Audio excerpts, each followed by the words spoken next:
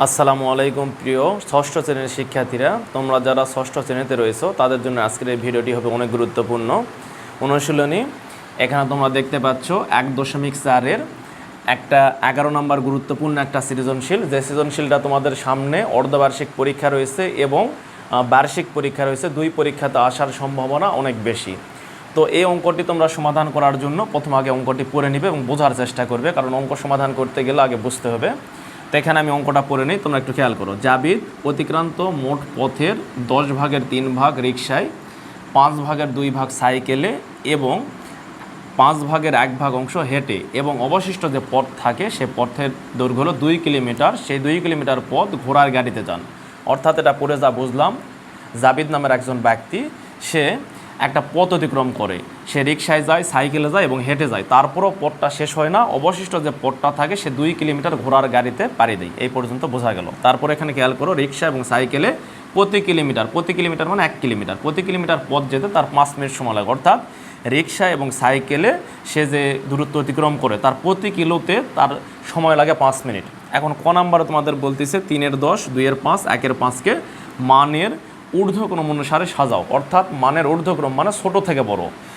তারপরে এখানে খ নাম্বার বলতেছে অতিক্রান্ত মোট পথের দূরত্ব নির্ণয় করো। শুধু অবশিষ্ট পথের যে দূরত্ব সেটা দেওয়া আছে 2 কিলোমিটার, কিন্তু এখানে চাচ্ছে মোট পথটা কত কিলোমিটার সেটা বের করতে হবে। আর গ নাম্বার জাবিদ রিকশা এবং সাইকেলে মোট কত সময় ব্যয় করলো। অর্থাৎ রিকশা এবং সাইকেলে সে যে গেল, এখানে শুধু প্রতি কিলোমিটার দেওয়া আছে 5 মিনিট, অর্থাৎ 1 কিলোতে যেতে তার সময় লাগে 5 মিনিট, কিন্তু মোট তার কত সময় লেগেছে সেটা বের করতে হবে। তো আসো আমরা প্রথমে আগে ক নাম্বার দিয়ে শুরু করি। এখানে তোমরা খেয়াল করো যে আগে এই মানে ভগ্নাংশগুলোর হরগুলো এবং লবগুলো এভাবে দেওয়া আছে, ভগ্নাংশগুলো এটা মানের ঊর্ধ্বক্রম অনুসারে সাজানো লাগবে। তো ঊর্ধ্বক্রম অনুসারে সাজাতে গেলে তোমরা প্রথমে যে কাজটা করবে, হরগুলোকে প্রথমে সমান করে নেবে। তো দেখো কিভাবে করা যায়। আগে তোমরা অঙ্ক দিবে 11 নম্বর, 11-র ক নাম্বার এভাবে লিখবে, 11-র ক নাম্বার। আগে ভগ্নাংশগুলো তুলে নিবে। 3-এর 10, এখানে আছে 2-এর 5, 1-এর 5। তো ভগ্নাংশের হরগুলো যদি সমান করতে চাও তাহলে এখানে ভগ্নাংশগুলোর প্রথম আগে হরের যে লসাগু বের করতে হবে। এখানে এই ভগ্নাংশগুলোর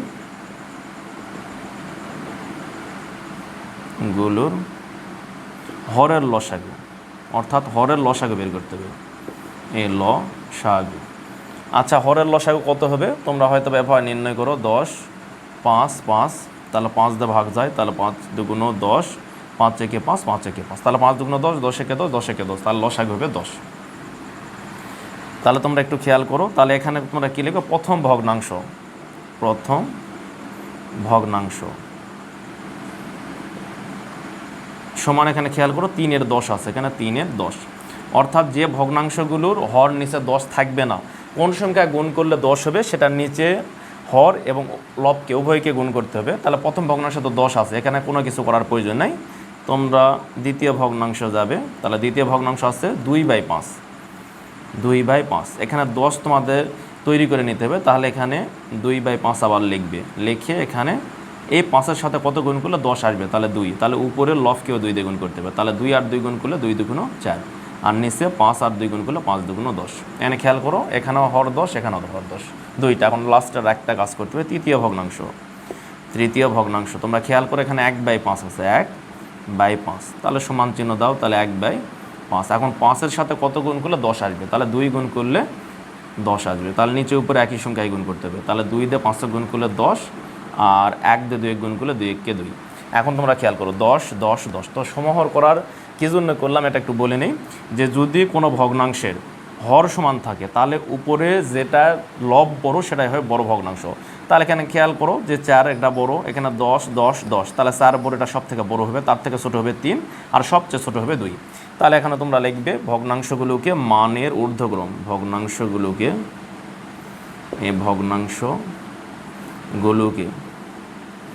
মানের ক্রম অনুসারে, মানের ক্রম বা এখানে ঊর্ধ্বক্রম, ওই একই কথা, ঊর্ধ্বক্রম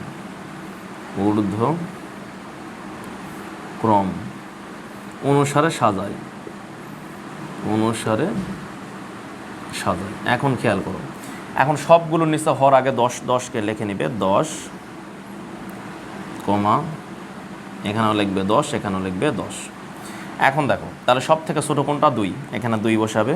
তাহলে তারপরে এই 2/10, তারপরে এখানে ছোটো 3, 3/10 আর 4/10, এটা সবের থেকে বড়। কিন্তু উত্তরে তো এটা নাই, এই ভগ্নাংশগুলোর কথা বলেছে, তাহলে এখানে অর্থাৎ একটু দিবে, অর্থাৎ। এখানে দেখো খেয়াল করো 2/10, এই 2/10 ভগ্নাংশটি আসলো 1/5 থেকে, তাহলে 1/5 এখানে লিখবে কমা। এখন 3/10, 3/10 এটার থেকে, এটা কোনো কাজ করা হয়নি, এটাই হবে 3/10। এখন লাস্টে 4/10 খেয়াল করো, 2/5 থেকে আসছে, তাহলে হবে 2/5। তো এটাই প্রথম যে ক নাম্বার প্রশ্নের সমাধান। আসো আমরা এবার খ নাম্বার প্রশ্নের সমাধান দেখি। তাহলে খ নাম্বার আছে অতিক্রান্ত মোট পথের দূরত্ব কত, অর্থাৎ সে কত কিলোমিটার পথ অতিক্রম করছে। তো এটা বের করার জন্য প্রথমে যে কাজটা আগে করতে হবে, তো এখানে সে রিক্সা, সাইকেলে এবং হেঁটে কতটুকু পথ গেল, এই অংশগুলো, এই পথ মানে তার অংশ যেটা দেওয়া আছে অংশগুলো যোগ করব।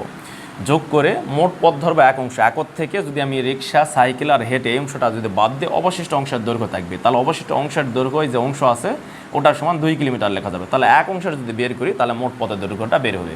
তাহলে প্রথমে তোমাদের আগে মোট বের করতে হবে, রিক্সা, সাইকেল এবং হেঁটে মোট গেল, রিক্সা, সাইকেলে এবং হেঁটে মোট গেল। তাহলে মোট কতটুকু অংশ গেল, তাহলে এটা গেছে রিক্সায় 3/10 যোগ, সাইকেলে গেছে 2/5 অংশ যোগ, আর হেঁটে গেছে 1/5 অংশ, এটা যোগ করবো একটা অংশ। এখন আমরা লসাগু করব। লসাগু করলে 10, 5 আর 5-এর লসাগু একটু আগে করছি, 10 ছিল, 10 লিখলাম। এখন নিয়ম হলো এই যে হর আছে, হর দিয়ে লসাগু ভাগ করতে হবে, 10 দিয়ে দশক ভাগ করলে 1। এই যে ভাগফলটা আসবে, ভাগফল দিয়ে উপরের লবকে গুণ করতে হবে, অর্থাৎ 10 দিয়ে দশক ভাগ করলে 1, 1 দিয়ে 3 গুণ করে 3 একে 3 যোগ, এই 5 দিয়ে দশক আবার ভাগ করতে হবে, 2 আসে, এই ভাগফল আবার 2 দিয়ে উপরের লবকে গুণ করলে 2 2 4 হবে, যোগ এই 5 দিয়ে দশক ভাগ করলে 2 আসে, ওই 2 দিয়ে উপরের লবকে গুণ করলে 2 একে 2 হয় এই অংশ। তাহলে উপরে 3 আর 4 7, 7 আর 2 9, তাহলে উপরে হচ্ছে 9 আর নিচে হচ্ছে 10, এটা অংশ। এটা কি বের হলো, এটা রিক্সা, সাইকেল এবং হেঁটে মোট কত অংশ গেল সে অংশটা বের হলো। এখন ধরে নিব যেহেতু মোট পথটা একই অংশ কিন্তু খণ্ড খণ্ড আকারে শেষ গেছিল, তাহলে ধরে নিব যে ধরি মোট পথ এক অংশ, ধরি মোট পথ এক অংশ। তাহলে এখান থেকে আমি অবশিষ্ট অংশের দৈর্ঘ্য বের করব। তাহলে মোট পথের থেকে রিক্সা, সাইকেল আর হেঁটে যতটুকু গেল ওইটুকু বাদ দিলে অবশিষ্ট পথের দৈর্ঘ্যটা বের হবে। তাহলে অবশিষ্ট পথ, তাহলে পথ এই 1, এটা মোট হলো এক অংশ, একর থেকে বিয়োগ করব এই রিক্সা, সাইকেল আর হেঁটে মোট কতখানি গেল সেটা, অর্থাৎ 9/10 বিয়োগ করব, এটা হবে অংশ। এখানে তোমরা একটু খেয়াল করো, তাহলে এখানে 1-এর নিচে কোনো সংখ্যানে 1 ধরতে পারো, তাহলে 1 আর 10-এর লসাগু করলে 10 হবে।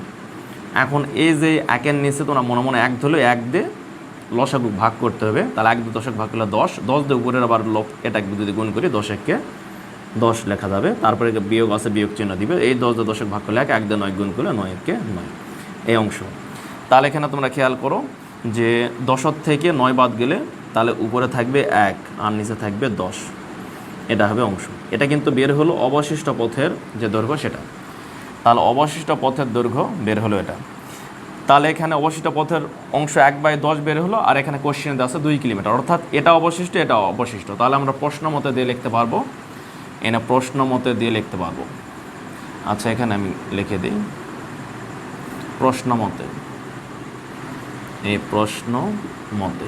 তাহলে প্রশ্ন মতে দিয়ে তোমরা লিখতে পারবে 1-এর 10 অংশের দৈর্ঘ্য 2 কিলোমিটার, 1-এর 10 অংশ সমান 2 কিলোমিটার। তাহলে এখান থেকে যদি তোমরা এক অংশ বের করো, এই যে এক অংশ মানে মোট পথ, তাহলে এক অংশের দৈর্ঘ্য বের করলে মোট পথের দৈর্ঘ্য বের করবে। এক অংশ সমান 1-এর সাধারণত কম হয়, তাহলে 2, এই ভাগ চিহ্ন দিয়ে 1-এর 10 হবে, 1-এর 10। তো এভাবে ভগ্নাংশের যদি ভাগ করতে যাও তাহলে নিয়ম কি, প্রথমের সংখ্যাটা আগে লিখবে 2, এখানে ভাগ আছে, যদি গুণ দাও নিচের সংখ্যা উপরে দিতে হয়, উপরের সংখ্যা নিচে দিতে হয়, তাহলে উপরে 10 যাবে আর নিচে 1 থাকবে, তাহলে নিচের 1-এর দাম নাই, তাহলে 2 দিয়ে 10 গুণ করলে 10 2 20, এই 20 কিলোমিটার হবে। তো এটাই খ নম্বরের সমাধান, মোট পথের দৈর্ঘ্য হবে 20 কিলোমিটার। আসো এবার আমরা গ নাম্বার সমাধান করি। গ নাম্বার আছে জাবিদ রিক্সা এবং সাইকেলে মোট কত সময় ব্যয় করলো। তাহলে আমরা করবো কি, এখানে রিক্সা এবং সাইকেলের যে অংশটা আছে এই অংশ দুটা যোগ করবো, যোগ করে এই যে অংশটা বের হবে মোট পথের দৈর্ঘ্যের সাথে কিলোমিটার সাথে কাটাকাটি করলে এনে হলো কিলোমিটারের হিসাবটা আসবে। তখন আমরা লিখতে পারবো যে প্রতি কিলোমিটার রিক্সা এবং সাইকেলে দেওয়া ছিল প্রতি কিলোমিটার যেতে, মানে 1 কিলোমিটার যেতে সময় লাগে 5 মিনিট। তাহলে ওই যে কিলোমিটারের হিসাবটা আমরা বের করবো, ওই কিলোমিটারের হিসাবটা নিচে দিলে এটা উত্তরটা বের হবে। তাহলে এখানে গ নাম্বার এখানে আমরা সমাধান করি। দেখো তাহলে এখানে কী লিখবো, রিক্সা এবং সাইকেলে মোট যায় বা রিক্সা ও সাইকেলে যায়, এই রিক্সা ও সাইকেলে মোট যায়।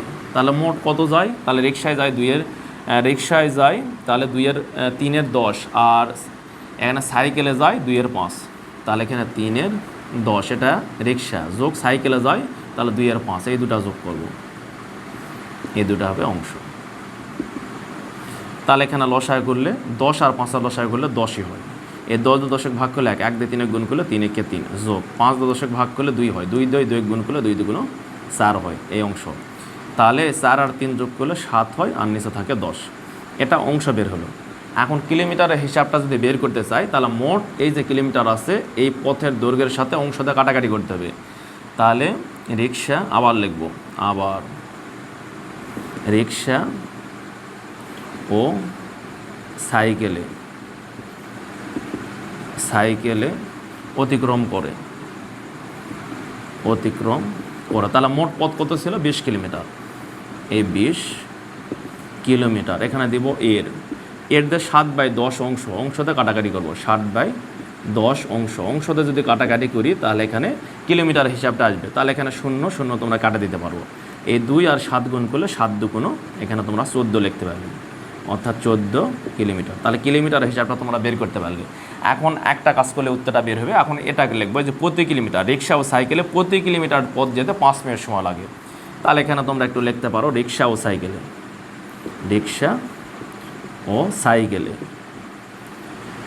সাইকেলে এখানে প্রতি কিলোমিটার মানে 1 কিলোমিটার, 1 কিলোমিটার যেতে সময়